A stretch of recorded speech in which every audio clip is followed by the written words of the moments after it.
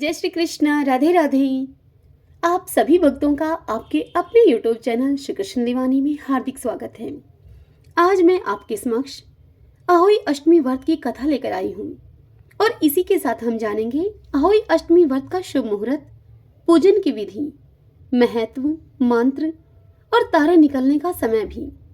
अहोई अष्टमी की कथा के बाद हम विनायक जी की कहानी और तपसी लपसी की कथा भी सुनेंगे। भगतजनों, नारद पुराण के अनुसार सभी मासों में श्रेष्ठ कार्तिक माह के कृष्ण पक्ष की अष्टमी को करका अष्टमी नामक व्रत का विधान बताया गया है। इसे लोक भाषा में अहोई आठें या फिर अहोई अष्टमी कहा जाता है। अहोई का शाब्दिक अर्थ है अनहोनी को होनी में बदलने वाली माता। इस संपूर्ण सृष्टि में अनहोनी या दुर्भाग्य को टालने वाली आदिशक्ति देवी पार्वती हैं। इसीलिए इस दिन माता पार्वती की पूजा अर्चना अहोई माता के रूप में की जाती है। अहोई अष्टमी का व्रत 5 नवंबर रविवार के दिन यानी कि आज के दिन रखा जाएगा। अष्टमी तिथि का प्रारंभ 4 नवंबर की मध्य रात्रि 1 बजे से हो गया है और इस तिथि का समापन होगा 5 नवंबर को देर रात 3:19 पर। उदया तिथि के अनुसार अष्टमी तिथि का व्रत 5 नवंबर रविवार के दिन रखा जाएगा यानी कि आज रखा जाएगा और इसी के साथ इस दिन रवि पुष्य योग का भी शुभ योग बन रहा है। इस योग में रखे गए व्रत का दोगुना फल मिलता है। अहोई अष्टमी का यह व्रत माताएं अपने बच्चों की रक्षा और तरक्की के लिए रखती हैं। धार्मिक मान्यता के अनुसार अहोई अष्टमी के दिन विधि विधान से किए गए व्रत के प्रभाव से माता और संतान दोनों के ही जीवन में सुख समृद्धि आती है और उनकी सभी परेशानियां समाप्त हो जाती हैं। आइए अब जान लेते हैं अहोई अष्टमी के पूजन का शुभ मुहूर्त। अहोई अष्टमी पूजा शुभ मुहूर्त रहेगा शाम को 5:32 से शाम 6:51 तक। पूजन की अवधि 1 घंटा 18 मिनट की है। आइए भगतजनों, अब हम अहोई अष्टमी की पूजा कैसे करें, पूजा विधि के बारे में जानते हैं। अहोई अष्टमी की पूजा का विधान सायंकाल यानी कि प्रदोष वेला में करना श्रेष्ठ रहता है। दिन भर उपवास रखने के बाद संध्या काल में सूर्यास्त होने के बाद जब आसमान में तारों का उदय हो जाए तभी पूजा आरंभ करें और रात्रि में चंद्रोदय होने पर चंद्रमा को अर्घ्य दान करना चाहिए। इस दिन व्रत रखने वालों को सुबह जल्दी उठकर स्नान करना चाहिए। इसके बाद घर की एक दीवार को अच्छे से साफ करके उसके पर अहोई माता की तस्वीर बनाएं, अर्थात माता का चित्र बनाएं। इस तस्वीर को बनाने के लिए गेरू या फिर कुमकुम का उपयोग करें। इसके बाद घी का दीपक अहोई माता की तस्वीर के सामने जलाएं। फिर पकवान जैसे कि हलवा, पूरी, गुलगुले, मिठाई आदि का भोग जो कि आप लगाते हैं माता को, अहोई माता को वह भोग लगाएं। इसके बाद अहोई माता की कथा को पढ़ें और सुनें। अहोई माता के मंत्रों का जप करते हुए माता से प्रार्थना करें कि हे अहोई माता, आपकी दी हुई यह संतान लंबी उम्र और सुखदायी जीवन व्यतीत करे, ऐसी माता से प्रार्थना करें। इसके बाद तारों को अर्घ्य देकर महिलाएं अन्न ग्रहण करती हैं। इस व्रत में सास या घर की बुजुर्ग महिला को भी उपहार के तौर में कुछ कपड़े और पैसे दिए जाते हैं। देखिए भगतजनों, अहोई अष्टमी से 45 दिनों तक ओम पार्वती प्रिय नंदनाय नमः इस मंत्र का 11 माला जाप करने से संतान से संबंधित सारे कष्ट मिट जाते हैं। इस मंत्र को 45 दिन तक 11 माला जाप करें। अब हम अहोई अष्टमी व्रत की कथा सुनते हैं। अहोई अष्टमी माते की जय। एक साहूकार था जिसके 7 बेटे बहुएं और एक बेटी थी। कार्तिक के महीने में दिवाली से पहले अष्टमी को अपने मकान की लिपाई पुताई करने के लिए साहूकार की 7 बहुएं अपनी इकलौती नंद के साथ जंगल में जाकर खदान में मिट्टी खोद रही थी। वहां पर एक शाहू की मान थी। मिट्टी खोदते समय नंद के हाथ से कुदाली शाहू के बच्चों पर लग गई और वह बच्चे तुरंत मर गए। इससे शाहू माता बहुत ही नाराज हो गई और वह बोली कि मैं तेरी कोख बांधूंगी। तब नंद अपनी 7 भाभियों से बोली कि तुम में से कोई भी अपनी कोख बंधवा लो। तब 6 भाभियों ने अपनी कोख बंधवाने से इनकार कर दिया, परंतु छोटी भाभी सोचने लगी कि यदि मैंने भी इनकार किया और अपनी कोख नहीं बंधवाई तो सासू जी बड़ी नाराज होंगी। यह सोचकर नंद के बदले में छोटी भाभी ने अपनी कोख बंधवा ली। इसके बाद जब भी छोटी भाभी के कोई बच्चा होता तो वह 7 दिन का होकर ही मर जाता। एक दिन उसने पंडित जी को बुलाकर पूछा, पंडित जी, मेरी संतान 7वें दिन की होकर मर जाती है, इसके लिए मुझे क्या करना चाहिए? तब पंडित ने उसे बताया कि तुम सुरही गाय की सेवा करो। सुरही गाय शहू माता की भाईली है, अर्थात शहू माता की सहेली है। वह शहू माता को कहकर तेरी कोख खुलवा देगी, तब ही तेरे बच्चे जिएंगे। अब वह बहू सुबह जल्दी उठकर पंडित जी के कहे के अनुसार चुपचाप ही सुरही गाय के नीचे जाकर सुरही गाय की थान की सफाई कर देती। वह गाय एक पैर से लंगड़ी थी। एक दिन वह गौ माता सोचने लगी कि इतनी सुबह जल्दी उठकर कौन मेरी सेवा कर रहा है, मैं आज देखूंगी। गौ माता खूब सवेरे उठी तो वह क्या देखती है कि साहूकार के बेटे की बहू उसके नीचे साफ सफाई कर रही है, उसके ठान को पुहार रही है। तब गौ माता बहू से बोली कि बहू क्या मांगती है, मैं तुझ पर प्रसन्न हूं, तुझे क्या चाहिए? तब साहूकार के बेटे की बहू कहने लगी कि शाहू माता तुम्हारी भाईली है और उसने मेरी कोख बांध रखी है, मेरी कोख खुलवा दो। तब गौ माता ने उसे कहा कि अच्छा। गौ माता साहूकार की बहू को अपनी भाईली के पास लेकर चली। रास्ते में कड़ी धूप थी, वे दोनों एक पेड़ के नीचे बैठ गई। थोड़ी देर में एक सांप आया, उसी पेड़ पर गरुड़ पंखनी के बच्चे को डसने लगा। वह साहूकार की बहू ने सांप को ढाल के नीचे दबा दिया और बच्चे को बचा लिया। थोड़ी ही देर में गरुड़ पंखनी वहां आई तो वहां खून ही खून देखकर साहूकार की बहू को वह चोंच मारने लगी। तब साहूकार की बहू ने उससे कहा कि मैंने तो तेरे बच्चे की रक्षा की है, उसे मारा नहीं है, उसे तो सांप मारने के लिए आया था। यह सुनकर गरुड़ पंखनी उस बहू से बोली कि मांग तू क्या मांगती है? तब वह बहू बोली कि 7 समुद्र के पार शाहू माता रहती है, हमें तुम उसके पास पहुंचा दो। तब गरुड़ पंखनी ने दोनों को अपनी पीठ पर बैठाकर शाहू माता के पास पहुंचा दिया। शाहू माता अपनी भाईली सुरही गाय को देखकर बड़ी खुश हुई और बोली, आ बहन, बहुत दिनों के बाद आई है। और फिर दोनों सखियां आपस में बातें करने लगी। बातें करते करते शाहू माता ने सुरही गाय से कहा कि बहन, मेरे सिर में जुएं पड़ गई हैं। तब सुरही गाय ने साहूकार की बहू से शाहू माता की जुएं निकालने के लिए कहा। तब साहूकार के बेटे की बहू ने शाहू माता के सिर की सारी जुएं निकाल दी। इस पर शाहू माता उस पर प्रसन्न हुई और प्रसन्न होकर शाहू माता ने साहूकार के बेटे की बहू से कहा कि तूने तो मेरे सिर में बहुत सलाई फेरी है, इसीलिए तेरे 7 बेटे और 7 बहू होंगे। तब वह साहूकार के बेटे की बहू बोली कि मेरे तो एक भी बेटा नहीं है, 7 बेटे मुझे कहां से होंगे? यह सुनकर शाहू माता बोली, मैंने वचन दिया है तुमसे, यदि मैं वचन से फिरूं तो धोबी के कुंड की कंकरी हूं। शाहू माता की इस बात को सुनकर साहूकार के बेटे की बहू कहने लगी, मेरी कोख तो तुम्हारे पास बंधी पड़ी है।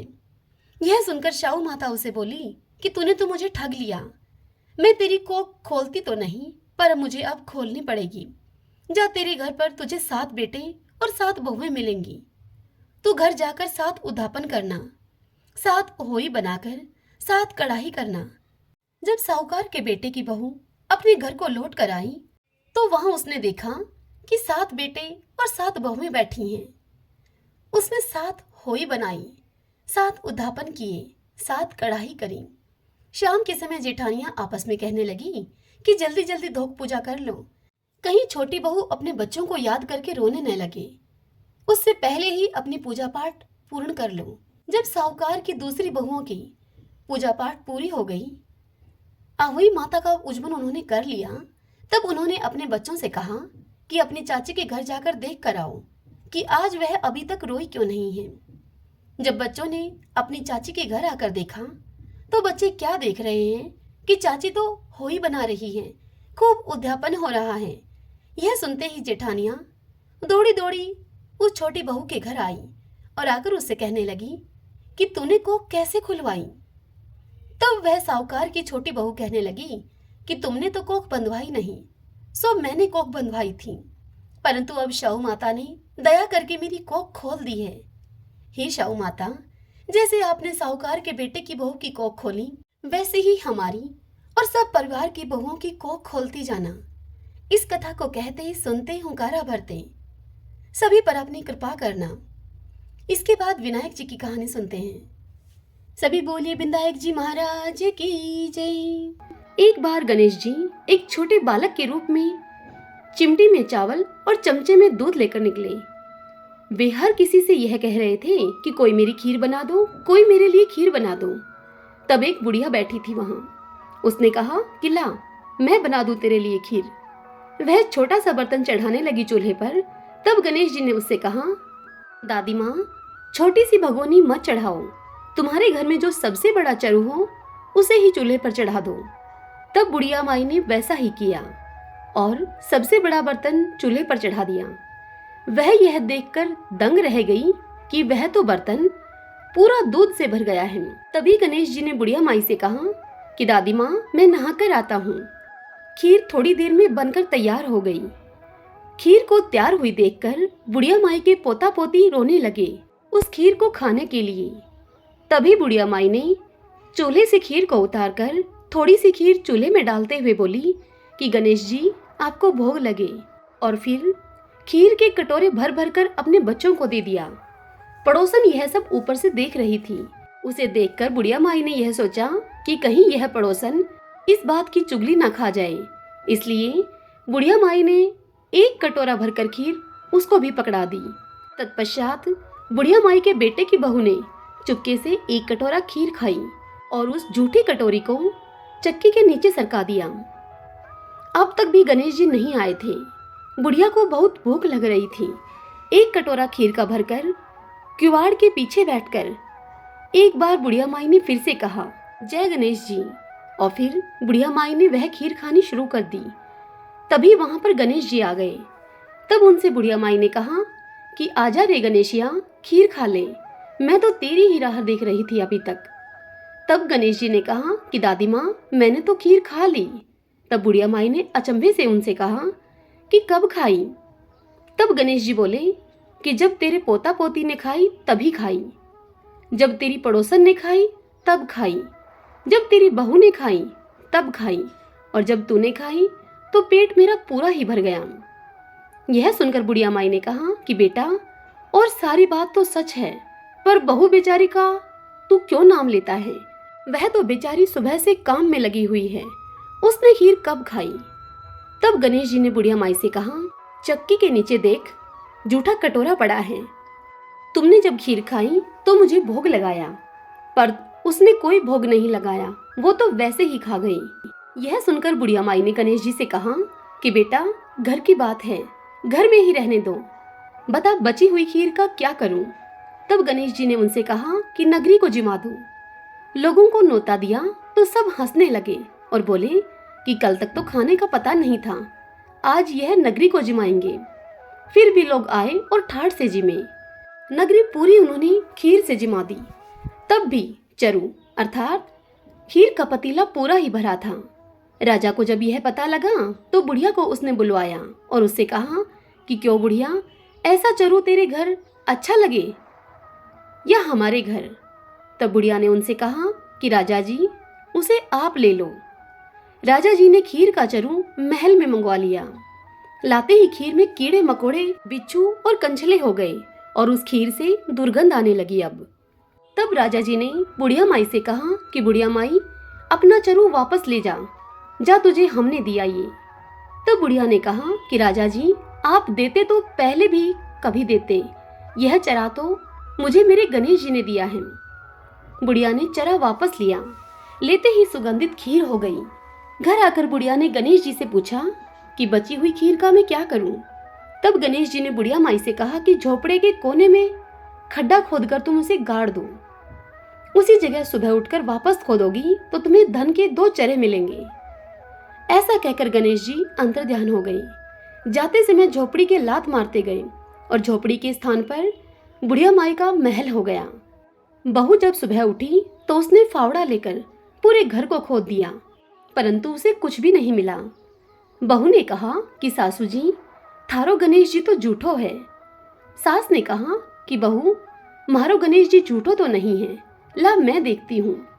वह सुई लेकर खोदने लगी तो टन टन करते 2 धन के चरे निकल आए। बहू ने कहा कि सासू जी, गणेश जी तो साचे ही हैं। सास ने कहा कि गणेश जी तो भावना के भूखे हैं। हे मेरे गणेश जी, जैसा तुमने बुढ़िया माई को दिया वैसा सबको देना। कहानी कहने वाले, हुंकारा भरने वाले, कहानी सुनने वाले सभी को देना। तपसी लपसी की कहानी। यदि यह कहानी सभी कथा कहानियों के बाद न सुनी जाए तो समस्त कहानियों का पुण्यफल तपसी को मिल जाएगा। एक लपसी था, एक तपसी था। तपसी तो भगवान की तपस्या करता था और लपसी सवा सिर की लापसी बनाकर भगवान को भोग लगाता और लोटा हिलाकर जीम लेता था। एक दिन दोनों आपस में लड़ने लगे।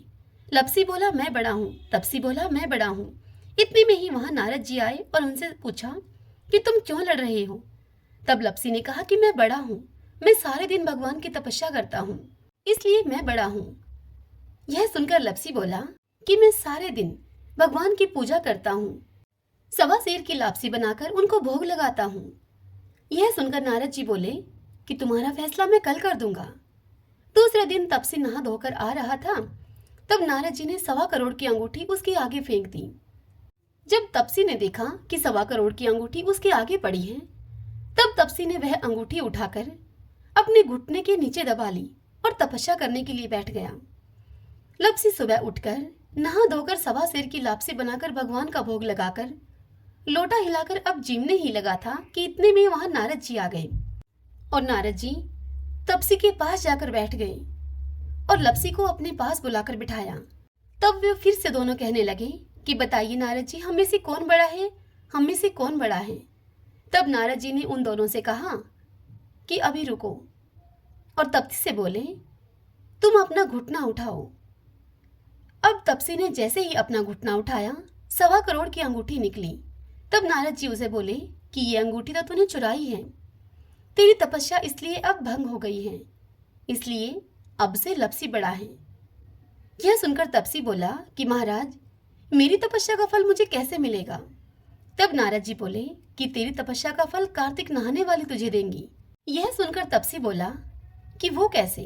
तब नारद जी ने तपसी को बताया कि सबकी कहानी कह सुनकर तेरी कहानी अगर नहीं कहेंगी तो कार्तिक का फल तुझे मिलेगा, उनका पुण्य फल समाप्त हो जाएगा। सभी बोलिए विष्णु भगवान की जय। जय अहोई माता मैया, जय अहोई माता, तुम्हें को निश दिन धावत हर विष्णु विधाता। जय अहोई माता ब्रह्माणी रुद्राणी, कमला तू ही जगमाता, मैया कमला तू ही जगमाता। सूर्य चंद्रमा धावत नारद ऋषि गाता। जय अहोई माता, माता रूप निरंजन, सुख संपत्ति दाता। जो कोई तुमको धावत नित मंगल पाता। जय अहोई माता, तू ही पाताल बसंती, तू ही है शुभ दाता। कर्म प्रभाव प्रकाशिनी, जगनिधि से त्राता। जय अहोई माता, जिस घर तुमरो वासा, ताही घर गुण आता। कर न सके सोई कर ले, मन नहीं घबराता। जय अहोई माता, तुम बिन सुख न होवे, ने कोई पुत्र पाता। खान पान का वैभव तुम बिन नहीं आता। जय अहोई माता, शुभ गुण सुंदर युक्ता, शिर निधि की जाता। रतन चतुर्दश तुम बिन कोई नहीं पाता। जय अहोई माता, श्री अहोई माँ की आरती जो कोई जन गाता। और आनंद अति उपजे, पाप उतर जाता। जय अहोई माता। सभी बोलिए अहोई मात की जय, विनायक जी महाराज की जय। आशा करती हूँ भगतजनों कि आपको यह कथा पसंद आई होगी, आपके लिए यह कथा उपयोगी रहे। अहोई माता सबकी कामनाओं को पूर्ण करे, सभी के बालकों की रक्षा करे। अहोई माता